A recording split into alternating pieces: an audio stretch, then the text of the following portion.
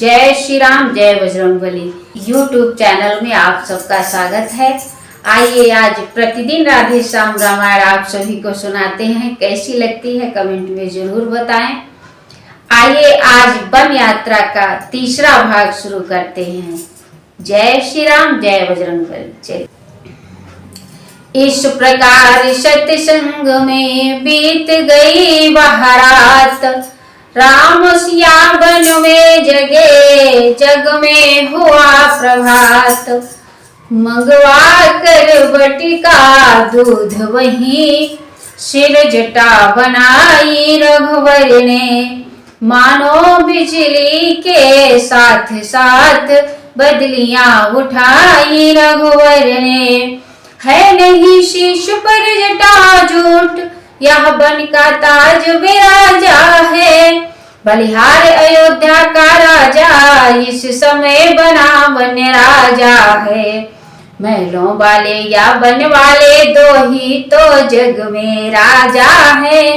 वैरागी होकर राजा है या त्यागी होकर राजा है। इन दोनों ही राजाओं में त्रिभुवन का राजा रहता है। बस्ती में कभी दमकता है, जंगल में कभी महकता है। जटा झूठ ही क्या वो सभी साजे बनों के साज। अवध बिहारी बन गए विपिन बिहारी आज। देख दशा यह सब उस समय हुआ सुमंत अधीर। हाथ बांध कहने लगा सुनो राम रघुवीर। देखा जाता है नहीं वन का यह श्रृंगार। वापिस चलिए अवध को रथ सन्मुख तैयार। हो गई कैकेयी की आज्ञा, वन में सरकार विराज चुके। बहुतेरे हृदय गगन पे प्रभु वरदानों के घन गाज चुके। अब चलिए महलों को चलिए, जनता जीवित हो जाएगी। अपने राजा को सभा मध्य अब वही मुकुट पहनाएगी। प्रभु बोले यह बात अब बहुत हो गई दूर। पीछे फिरते हैं नहीं सती सिंह या सूर। मंत्री मंत्री बूढ़े मंत्री, यदि हमको आप चाहते हैं तो यह उस चाहत के नाते तुमसे बस यही मांगते हैं। जल्दी जितनी जल्दी जा सकते हो उतनी जल्दी घर जाओ तुम। 14 वर्षों के लिए तात इस राघव को विसराओ तुम। बूढ़ा मंत्री रो उठा कहा कलेजा थाम। अच्छा इतना ही करो हे रघुनंदन राम। वैदेही बेटी को वन में सोते हम देख नहीं सकते।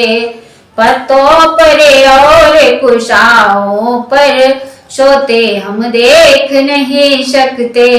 इसलिए इन्हीं को लौटा कर कुछ प्राण दीजिए कौशल को।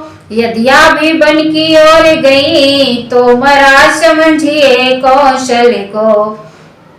सीता जी को ही लौटाओ छाई धनी मैदानों में। सबसे पहले यह धन पहुंची सीता जी के ही कानों में। मानो लज्जा के ताले को व्रत की कुंजी से खोल उठी। सीता ही उत्तर देने को मंत्री के सन्मुख बोल उठी। मंत्री सोने की चमक कभी सोने से अलग नहीं होती। चरणों की रेखा चरणों के धोने से अलग नहीं होती। चांदनी चांद के संग रहती, बिजली घन के संग रहती है। पति पत्नी की अनुगामिनी है, जड़ षष्ठी तलक यह कहती है। है स्वर्णपुरी सी अवधपुरी, पर मुझे न ललचा सकती है। हासिनी मान सरोवर तज कर अन्य अत्यंत नहीं जा सकती है। इतने में मोरे लखन जहाँ नहीं है न्याय, ऐसे राजा के यहाँ कौन लौट कर जाए। कहना माता कैकेयी से घी के चिराग जलवाए वे, हम कहते थे सो निकल गए निष्कंटक राज्य चलाए वे। या भी कह देना क्षमा करे हम बेटे वे महतारी है, जो कृपा उन्होंने हम पर की हम उसके भी आभारी हैं। और न कुछ कह पाए लखन किया राम ने बंद, सदा बड़ों के हुक्म में छोटा है पाबंद। अब मीठे रस के भरे सीधे सच्चे बैन, बोले मंत्री राज से रघुपति करुणाएन। दिल की तख्ती पर छोटे के बचनों को मत लिखना लेना तुम, सौगंध तुम्हें है वहां पहुंच केवल इतना कह देना तुम। माता दे आशीर्वाद हमें हम कुशल सहित घर आएंगे, जब 14 वर्ष पूर्ण होंगे तब दर्शन उनके पाएंगे। इन 14 वर्षों में भी हम क्षण मात्र न भूलेंगे उनको, अपने विचार के मंदिर में श्रद्धा से पूजेंगे उनको। या कहकर उठे भक्त वत्सल फिर हृदय लगाया मंत्री को, नाना प्रकार के समझाकर कौशल लौटाया मंत्री को। धीरे धीरे रथ चला उधर अवध की ओर, इधर तीर सुरसरी के पहुँचे राज किशोर। मांगी जो नाव तो नाविक ने की शुरू, सोच ले की बातें कुछ नहीं थी लेकिन सब कुछ थी, मल्लाह मन चले की बातें। प्रभु बोले नाव इधर लाओ, वह बोला लाता हूँ राजा, आया हाँ आया अब आया, आता हूँ राजा। प्रभु बोले जो बात हो कहो उसे जी खोल, आया आया इस तरह करो न टाल मटोल। तब केवट कहने लगा सकुचाहट के साथ, कहनी तो है बात पर कहीं न जाती नाथ। अच्छा सरकार पूछते हैं तो कहता हूँ संयम अपना, भवभंजन मेरे सन्मुख है फिर क्यों रहने दूं है अपना। सुनता हूँ मैं यह जादू है राजा जी के पद पंकज में, पत्थर में जान डालने की है शक्ति महान चरण रज में। बन गई शिला सुंदर नारी चरणों की, धूली के लगते ही जड़ में चेतनता आती है, उस जीवन भूर के लगते ही। चरणों की रज का यह प्रभाव जब पत्थर और शिला पर है, तो मेरी लकड़ी की नैया छूते ही बस छूमंतर है। मंद मंद कुछ मुस्करा बोले श्री रघुराय, अपने संशय नासिका तुम ही बताओ पाए।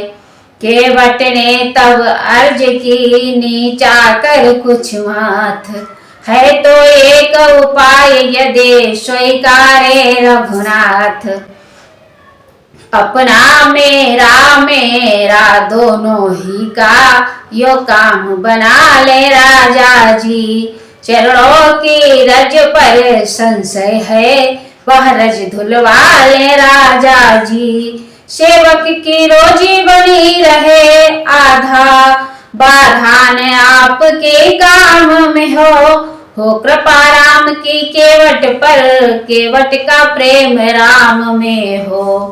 कोमल कमलों का मल धोकर निर्मल दोनों को कर दूंगा, या भी गोरे चिट्टे होंगे अपने भी जी को भर लूंगा।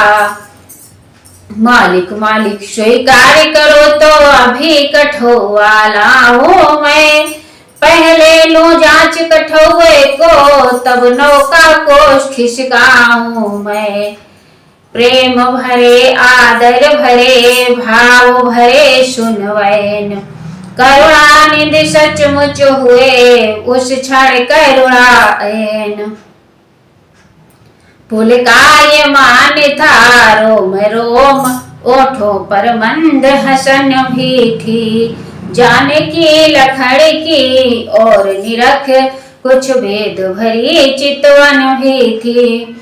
मानो कहते थे दोनों से यह बात तुम्हें भी प्यारी हो, तो फिर जो चीज तुम्हारी है उसका यह भी अधिकारी हो। या एक और संकेत यहाँ इतने बेचरण टटोए हैं, जो ब्याह समय सीता जी को दे मिथिलेश जनक ने धोए हैं। हो गया गुप्त प्रस्ताव और अनुमोदन तथा समर्थन भी, तब चरण धुलाने को आगे बढ़ आए कौशल नंदन भी। कहा तुम्हारा जाए यदि संशय इसी प्रकार, तो हम भी तैयार हैं लो यह चरण पखार। मन चीता तब मिल गया माझी को वरदान, पग धोने का तब किया पल भर में सामान। वह खास दृश्य था गंगा पर, गंगा भी जिससे पुलकित थी। नभमंडल उधर मुदित मन था, पृथ्वी भी इधर प्रफुल्लित थी। हाजिर थे एक कटौती में गंगा और गंगा जल दोनों, केवट के दोनों हाथों में थे कोमल चरण कमल दोनों। उन चरणों का मल क्या धोया धोया सेवक ने मल अपना, कर लिया जन्म जन्मांतर को सब उसके वट ने उज्जवल अपना। जो चरण अनेक तपस्या कर मुनियों को दृष्टि न आते हैं, क्या दृश्य है वे केवट द्वारा गंगा पर धोए जाते हैं। जिसके भीतर भरा है गुप्त शक्ति भंडार, उसके वट के भाग्य का किसने पाया पार। टेर लिए परिवार के सारे नातेदार, चरणोदक से कर दिया उनका भी उद्धार। राघव ते खड़े कठौती में वह एक एक पग धोता था, इसका कुछ ध्यान नहीं उसको अतिकाल कार्य में होता था। राघव बोले शीघ्रता करो, वह बोला छोड़ू कैसे मैं। संशय जब तक धुल जाए नहीं, धोऊंगा जी भर भर के मैं। अधिकार इस समय मेरा है, मैं उसे न खोऊंगा राजा। अब यह मुझ पर ही निर्भर है, कब तक पग धोऊंगा राजा। संपूर्ण धूल जब धो दूंगा, मन का संदेह मिटा लूंगा। तब स्वयं छोड़ दूंगा इनको, प्रभु को भी पार लगा दूंगा। प्रभु बोले समझो जरा, समय हो रहा नष्ट। एक पांव हम खड़े हैं, इसका भी है कष्ट।